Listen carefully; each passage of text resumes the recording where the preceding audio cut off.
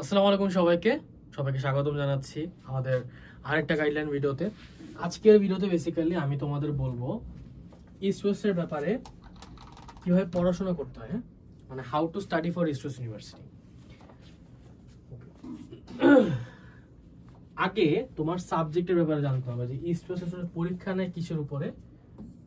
General math, higher math,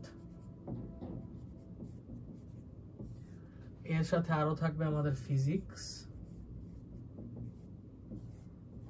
chemistry,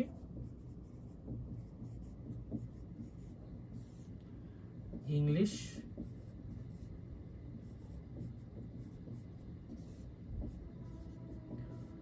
biology, আর কিছু কি বাদ দিছি?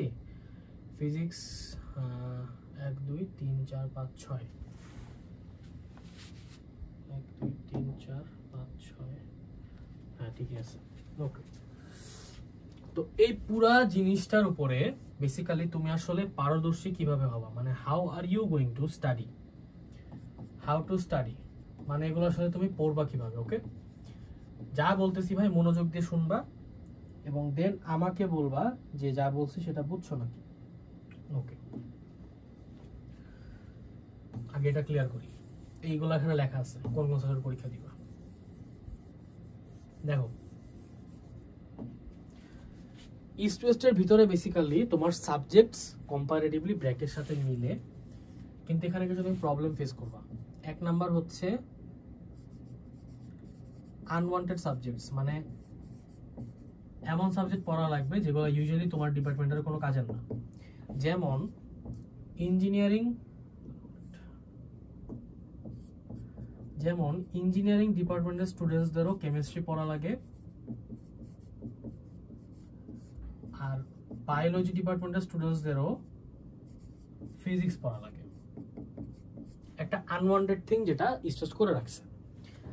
তো এমনিতেই তোমার এই জিনিসগুলো হচ্ছে তোমার টার্গেটেড প্লেস, এগুলো তোমার টার্গেট রাখতে হবে যে এখানে আমার একটু বেশি এফোর্ট দিতে হবে, কারণ এগুলা আমি মিস করতে চাবো, মানে আমার বাই ডিফল্ট আমার ব্রেইন চাবে এগুলো না পড়তে।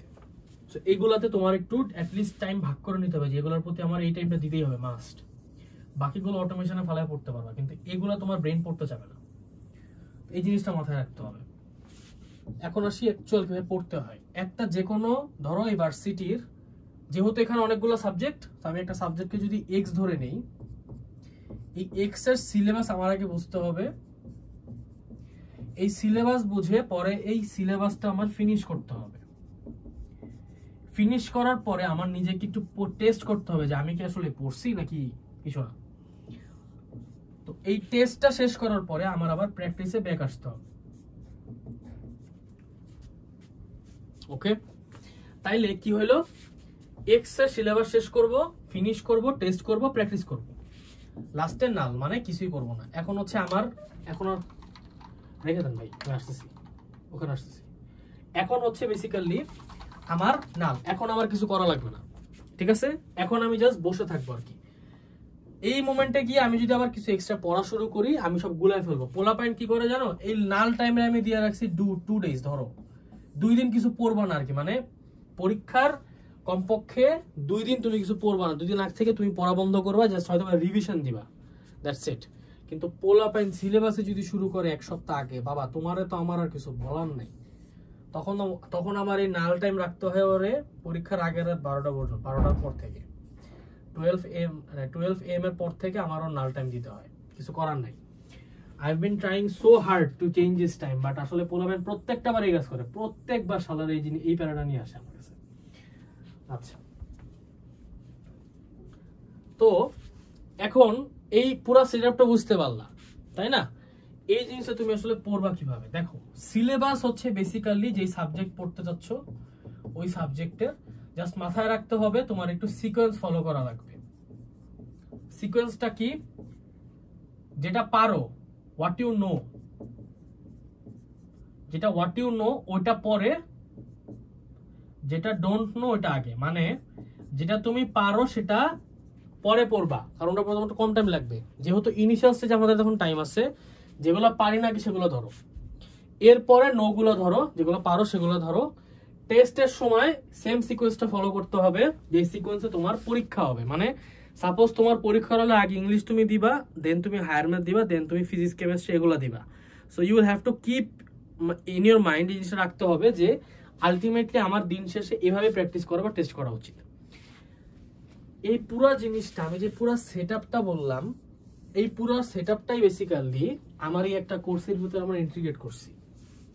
বুঝতে পারছো? এই একটা কোর্সের ভিতরে আমরা ইন্টিগ্রেট করে দিছি।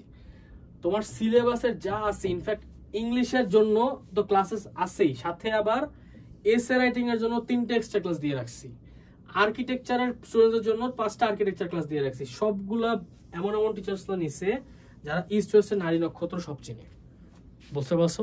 তো এই হচ্ছে মোটামুটি সামারি আর কি। হ্যাঁ, ইস্ট ওয়েস্টের জন্য প্রিপারেশন নিতে গেলে তোমার মাথায় রাখতে হবে 3-4টা জিনিস, যেগুলো আমি তোমাকে এখানে অলরেডি বুঝাই বলছি। বাট আমি যদি তোমাকে সামারিটা নিই, এক কথা বলা যায় যে 1 নাম্বার তুমি মাথায় রাখবে যে তোমার সিলেবাস শেষ করার পুরো প্রসিজারটা কি, এবং দিন শেষে আগের পেজটা দিছে না কিছু দেয়নি, এবং দিন শেষে টেস্ট প্র্যাকটিস এই জিনিসগুলোর উপর ফোকাস রাখতে হবে ভাই। প্লিজ এগুলা মিস করো না, জাস্ট পড়ে গিয়ে পরীক্ষা দিলে চান্স পাবা না। হ্যাঁ, স্কলারশিপ তো অনেকেরই ড্রিম, ইস্ট ওয়েস্ট কিন্তু ম্যাসিভ লেভেলের স্কলারশিপ দেয়। সো তোমাদের জন্য কিন্তু এই জিনিসগুলো একটু মাথায় রাখতে হবে।